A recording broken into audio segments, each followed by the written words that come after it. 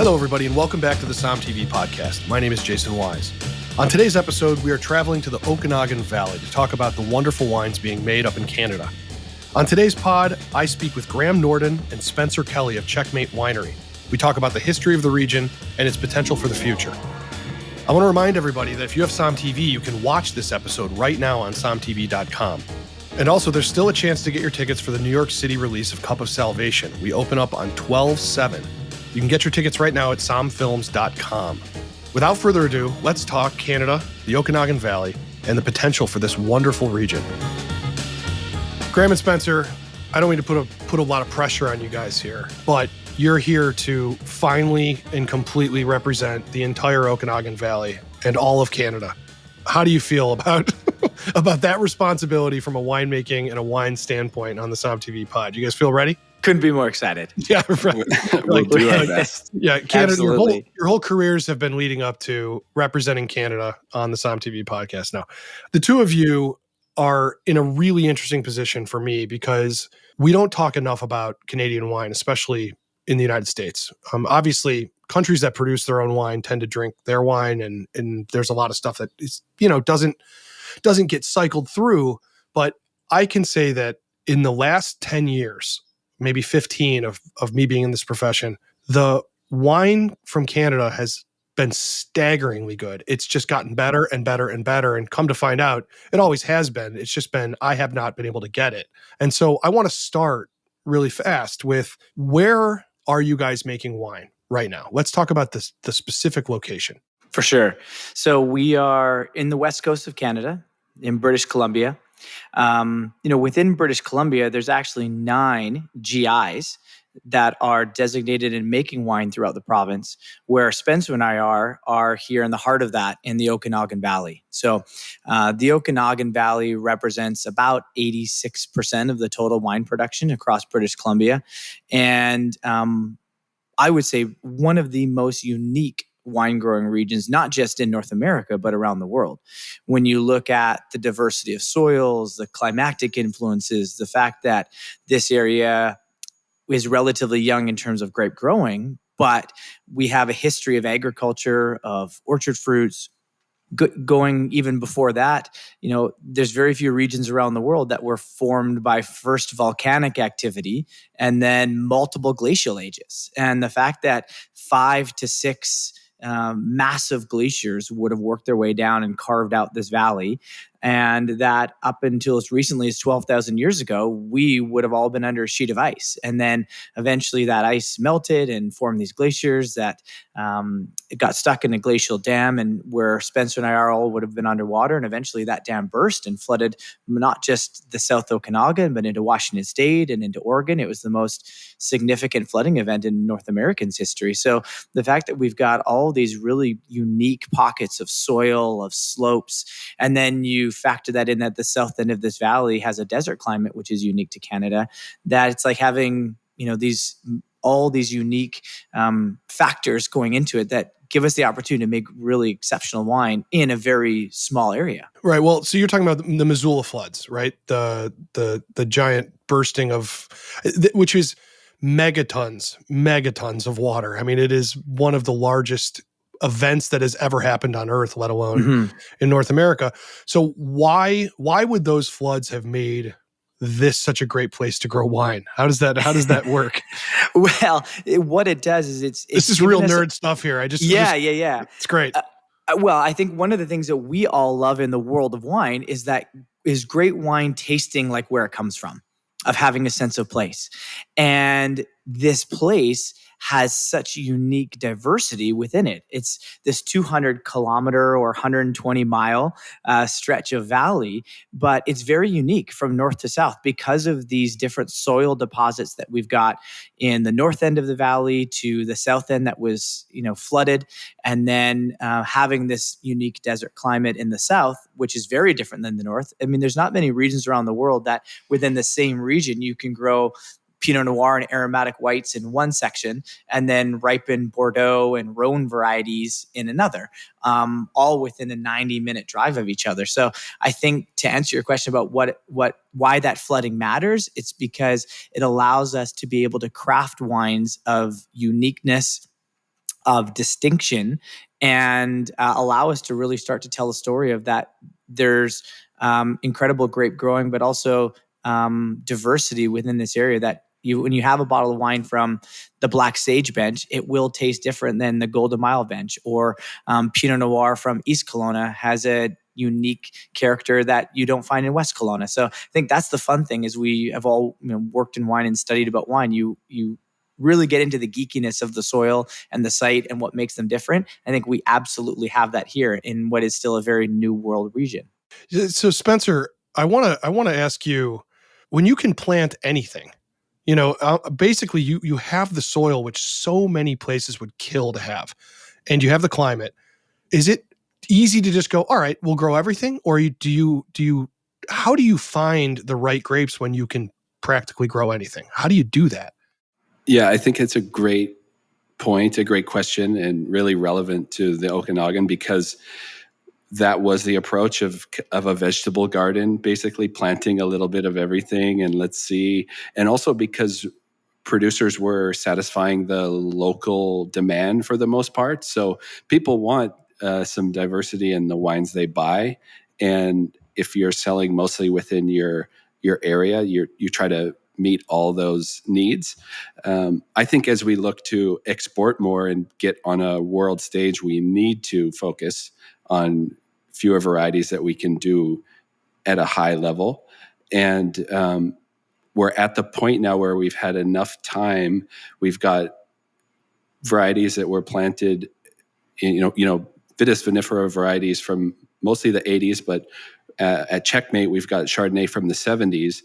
That's enough time to understand what really works and what we could really focus in on.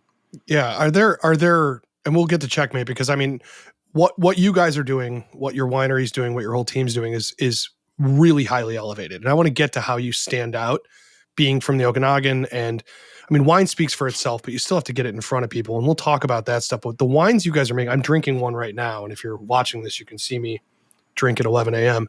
What I want to ask is, when you're because obviously you weren't around in the 70s, you were dealt these vines or you chose these vines. Do you start thinking after a little while, I wish they had planted more Cab Franc, I wish they had planted this? Or do you take the vines and you go, now I understand how to make Chardonnay and this was the right decision? Because I'm just so fascinated with the early naissance of a region like the Okanagan, where you can trace it back to the 60s or 70s, which is still, the people who did it might still be alive. So it's really fascinating to me. What have you learned from working with the vines over time in the Okanagan? Are you guys growing the right stuff? I think for the most part, yes, but I think we could focus even more so on what really does well. And that's the direction we need to go. What does grow well? So let's start Sure. there. If I was going to say, what does the Okanagan do well? Yeah. What is it?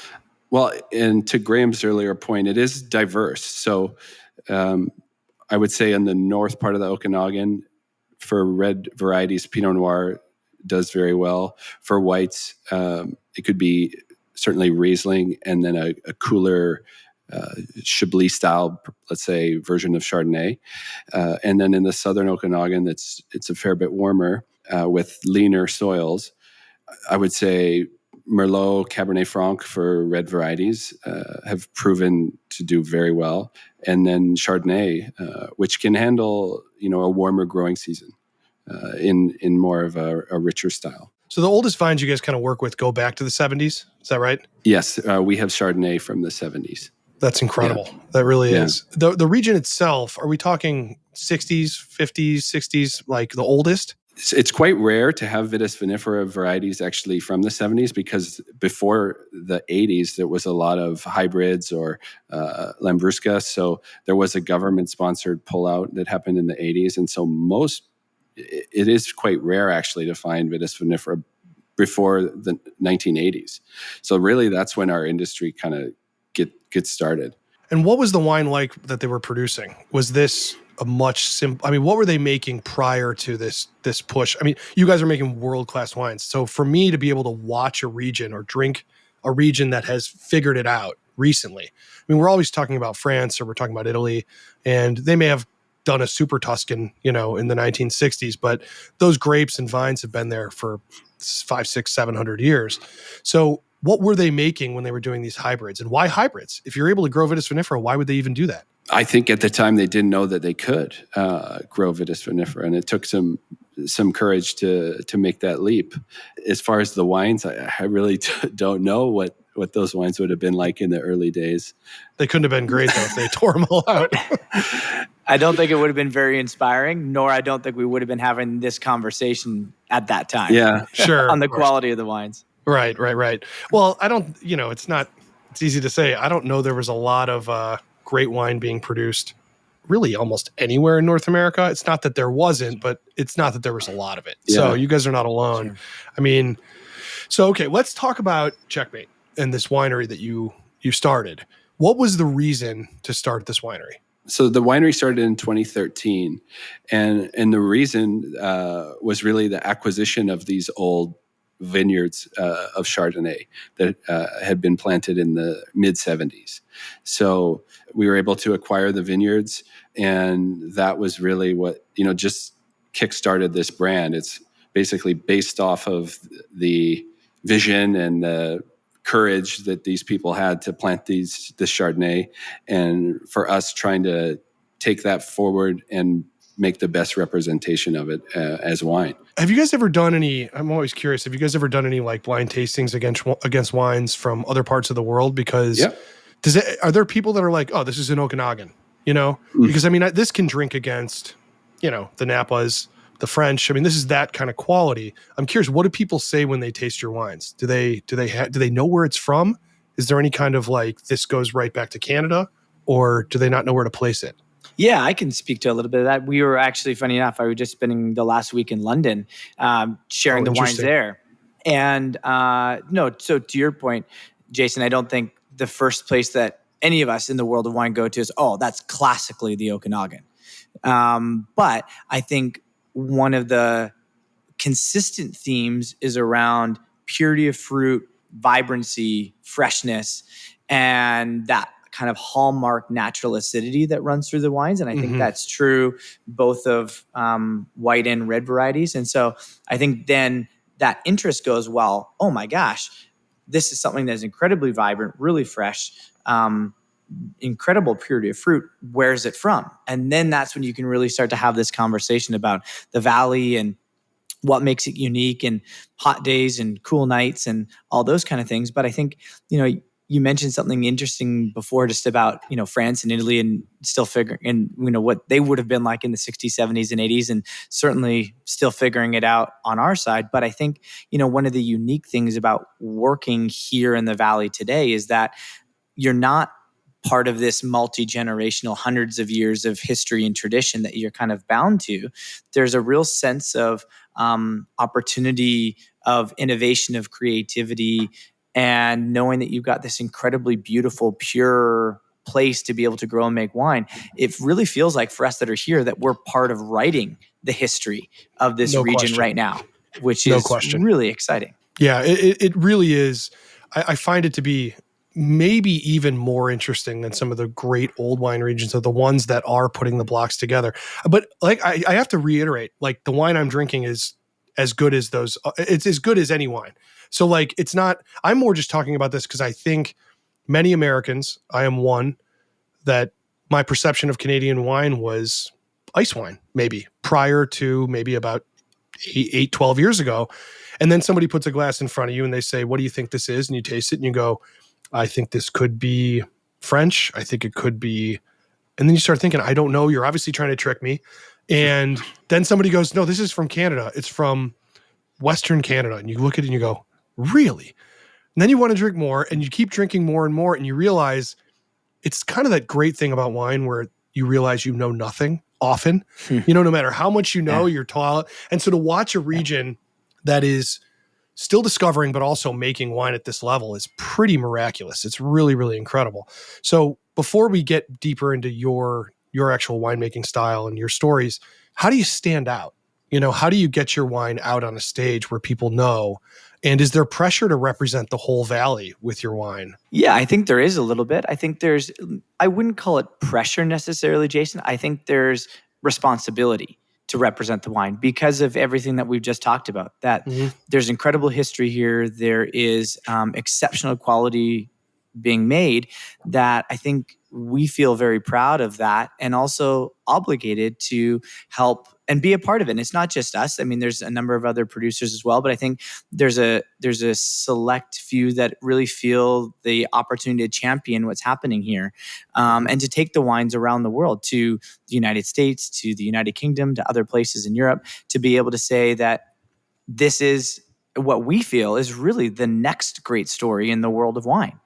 And one can't build an international reputation unless there is some international distribution. We have to be boots on the ground and take the wine to shows and be in top restaurants and taste with key people in the trade and in the media.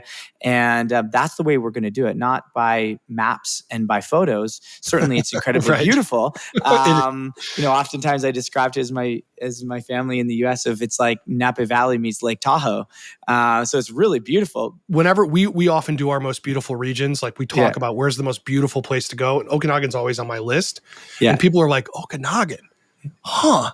And I'm like, it is just so stunning up there. Tahoe meets Napa is a really good call. I mean, and it ties it right in. And so that's enough to, I think, generate interest. You go, oh my gosh, here's one of the most beautiful places in the world that's making wine. And I've never heard of the Oka something Valley. And, but then I think the hook is really to get the wine in the glass, because ultimately the wine needs to tell the story. And that's where I know for both Spencer and I and the work that we do taking the wines around the world is that we're so proud about the quality that's in the bottle. Makes a lot of sense. What are the big challenges growing wine or growing grapes and then making wine up there? Every region has it. What are your big challenges up there? So for us, obviously we have winters, so we get a real there is a cold period, and we can have some damage to vines when winters get very cold. So that's a big one. And then after that, it's a shorter growing season, and we have to be very on time, very organized to get all the work done in the vineyard that you need to do in less time to make wines. And by shorter, what do you mean in comparison to like Napa or something? Yeah, bud break would be a month later than it is in Napa typically. Right. And then we also have a fall where you can have frost a little earlier. So there's some years that we'll get a frost at mid-October. So you need to get fruit ripe by early October if you want to, get it harvested before a potential frost. So how do you do that? I mean, when you're actually in the winery, there's a lot of things you can do to maneuver wine. I mean, that's the winemaking process, but how do you do that in the vineyard? How do you go over there and do you play the right music for the grapes? I mean, how do you get them to ripen? I will say that the one thing I have to say, you guys mentioned the acid, and it is one of my real big problems with a lot of great wines is that they're just missing the acid component. They don't have it. The acid in this wine is phenomenal. I mean, it balances the wine so well, and I don't think you could describe this wine without talking about how well integrated the acid is. And normally people are saying that about tannins or oak. But in this case, the acid is phenomenally integrated into the wine. So clearly, I imagine this has to do with what you're talking about with the harvest, but the acid's great. So how do you get grapes to ripen faster? Well, it's about managing yields from the very beginning. So it's pruning and leaving the right amount of buds so that you're not pushing too much of a large canopy. It's not leaving too many shoots that you then have to thin fruit later. So it's just being ahead is really key. And keeping the yields moderate is a big part of that. And then also just the vineyards we work with are well located. They have good exposure, and if we keep yields in check, keep the canopies balanced, we can do it every year. It's just you have to be on time. And which grapes are the most tricky in regards to this? Because, God, you guys, I mean, growing Pinot and growing, something that's late ripening like Cab or whatever. I mean, I can only imagine the stress with that. And what end of the spectrum? What are the more tricky grapes to deal with? I mean, it's not like you're growing the grapes up in the Yukon or Saskatchewan, at the very top. But what are the ones that you're like, if I could just from a standpoint of the way it listens to the weather, this would be the grape. And this is the one that is the trickiest. I'm always just curious. That's a good question. And I'm not sure I have the answer yet. I'm still, I'm from the Okanagan, but I'm sure every year gives you a different challenge too. So it's kind of like it's more of just what do you like working with? Yeah. Which one gives you the, as a vine, certainly if you ask viticulturists, I think they would tell you Cabernet Franc is fantastic in terms of how it grows. It's very upright. It's like at attention. Now the challenge with it is it is on the later side for what we can ripen every year. So that's the challenge. So you really have to manage the yields and make sure there's enough light in the canopy. And so that's one it's a big challenge, but it's a big reward as well. What was your story in getting into wine? I just out of curiosity, where did you start to become a winemaker? And why did you decide? So you're from the Okanagan. You are born and raised. Yes. So what made you stay there? Let's talk a little bit about your story. I'm glad you stayed, but I'm curious as to why. So I've actually didn't stay. I've been the last 10 years in Napa Valley. Okay. So I'm returning. I've returned in January. But to back up a little bit, I grew up here grew up in the 80s and 90s. So the industry was a little less developed, let's say, at that time. But it was around. And I actually I was always interested in food and cooking early on. And so I worked in restaurants and I went to university for food science. And I thought that's what I'd like to do. I didn't really know in what capacity. But while studying, I took a wine science class, which was really a wine appreciation class, and had, I think a lot of people that first aromatic white, which was in my case a Riesling, and I was just like, whoa, like what is this? And I basically just went down the rabbit hole after that. And because I had grown up in albeit a fledgling region, a wine region, it didn't seem crazy that I could do it, that I could become a winemaker. So I finished my studies in food science and worked for a couple of years in the Okanagan, but wanted to do a winemaking degree. And that's when I went down to California, studied at Fresno State. Nice. And then from Fresno, I went up to the Napa Valley and was there for 10 years. Which wineries were you at in Napa? So I worked, my first internship was at Colgan Cellars. And, all right. Then I did also a viticulture position at Stagecoach Vineyards. I worked at internship at CV Vineyards. And you were sort of all over. This is great. These are great wineries, though. Yes, and then back to Colgan for more of a permanent position with the winemaking team there. And then from there, I went and I joined Arajo, which is now Islay Vineyard, and that's where I was the last 8 years, which was a really cool, really great company. It's part of a French wine group, and we were the one winery outside of France. So through that, I had good exposure to the other winemakers in the team in France and got to visit Europe a little more often. And that was really formative for me to be part of that group. Yeah, that's phenomenal. I mean, it's actually so great that you were able to go back to the Okanagan. I mean, did you have, when you get there, did you have grand plans with, all right, that's it, I'm going to do X, Y, and Z when I got here? Or was it? Well, I was really attracted by what has been going on at Checkmate. So how focused this winery is. And we just do Chardonnay and Merlot, and we were working with vines that are, 30 to 50 years old. So really in their prime, mature and focused and trying to get them more on the world stage as well. Because I feel like that's where they belong to be. Like we've been talking about, people just need to try the wines. And I think oftentimes they're really blown away by the level they're at. Yeah. And so there's that element. And then just, trying to take some of the things I've learned from my past experience and bring that back here. Phenomenal. So I'm drinking the Merlot right now. And, Merlot, it gets a bad rap for a lot of dumb reasons. Mm-hmm. But the one thing that it normally doesn't get is a lot of people talking about tannins and acid. Yeah. Oftentimes Merlot, even in a very good state, is still, it's a fruit forward type wine, sure, even at the highest level. I will say though, I don't think I would call this Merlot. If you guys put this in my glass and I did not know what it was, I would know it was really well made. But there's tannin and acid in this wine. Yeah. That is not. It's not that it's not characteristic. It's just that it's sort of, maybe in my personal opinion, it's done better. I have to say it's really, really well. Like, because you kind of get all these components that in a lot of pure Merlots, and I assume this is 100% Merlot. There is a little Petit Verdot in there. Okay, a little bit of Petit Verdot. But I mean, in a lot of cases, a wine like this is not. It just doesn't have the body. It kind of goes one direction, which is totally fine. Mm-hmm.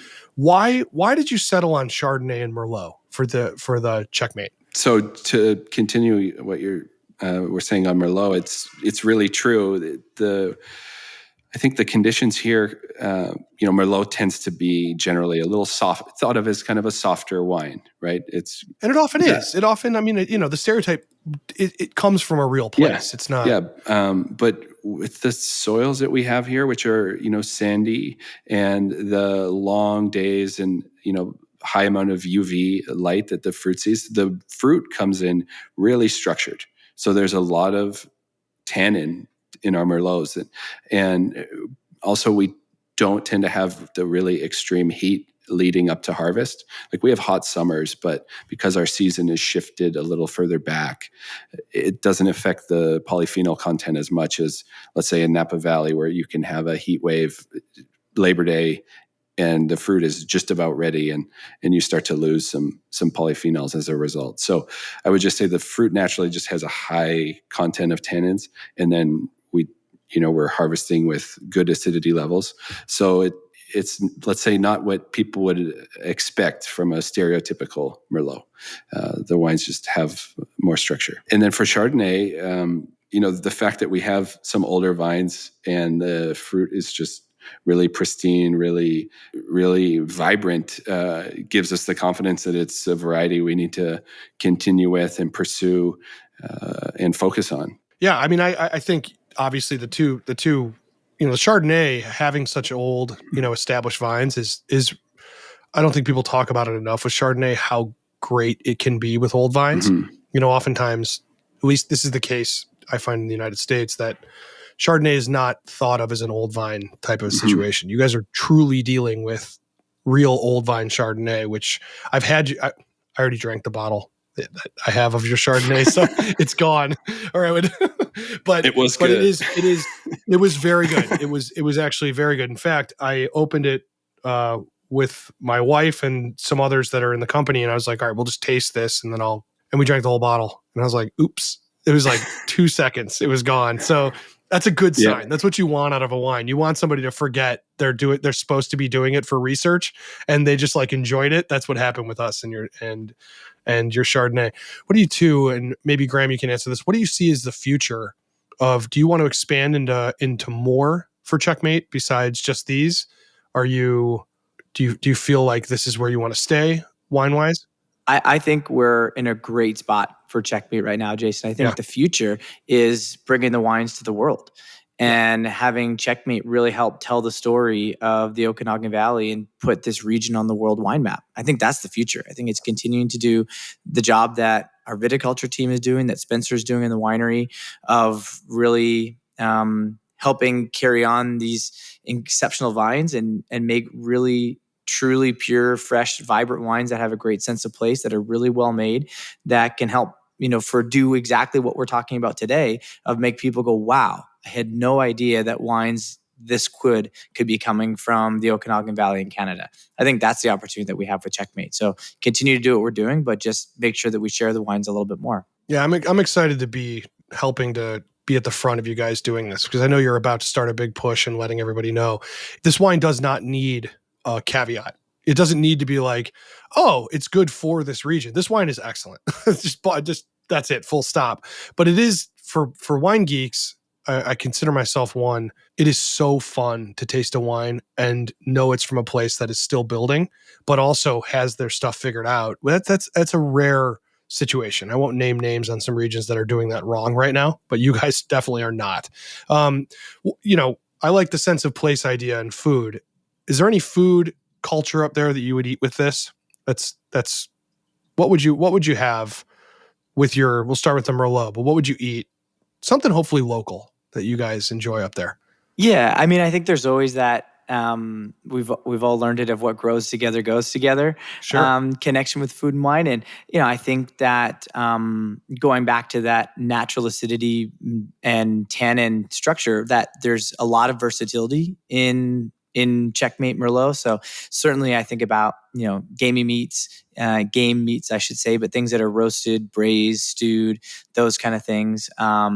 But even venison, lamb.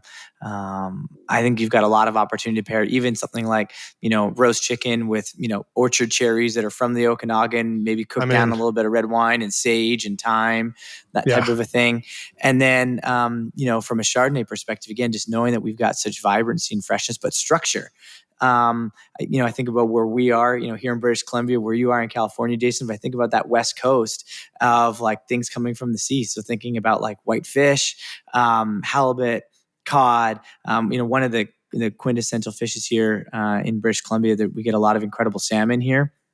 But then also mussels and oysters and scallops and those types of things. So I lean towards that way, but then I could even go the same route with chicken, but then just think about the preparation of like, okay, well now I want to roast it with like lemon and butter and a little bit more of like a herb de Provence kind of a deal. So I think there's a lot, the fact that we're having a conversation about all these different things that we want to eat with it usually makes me think like, okay, we've got a good wine here. I'm so in. Food, I'm like actually really hungry now. I'm like actually really hungry. It's good. Yeah. It is very good. Well, you don't need me to tell you this, but you should be very proud of these wines. They're great. And I'm ecstatic that people here in the United States can finally get it. You guys are able to ship from your website to a lot. That's fantastic stuff. And if you're in Canada and you're not already drinking this, shame on you, because it is tremendous wine and you should be. All right, you two. It's really, really a pleasure. I want to thank you both for being on. I want to tell everybody to make sure you try Checkmate Wines up in the Okanagan. And go visit this wine region. You will be blown away by how gorgeous it is. Graham and Spencer will make you venison and halibut. So it'll be great. Deal. All right, boys. Thanks, Jason. Be safe. Thanks, Jason. Appreciate it. Thank you, everybody, for listening. If you love this podcast, do not forget to give us a great review wherever you listen to your pods. I want to thank John Adams for producing this episode. And I want to say, do not forget about Canada. They make some incredible wines, and I would definitely recommend picking up the wines from Checkmate Winery. They're fantastic. Go to somtv.com to watch this episode and tons of other educational and entertaining content, and get those tickets for Cup of Salvation. We open up in New York City on the 7th of December, and tickets are for sale right now at somfilms.com. All right, everybody, be safe, and we'll talk soon.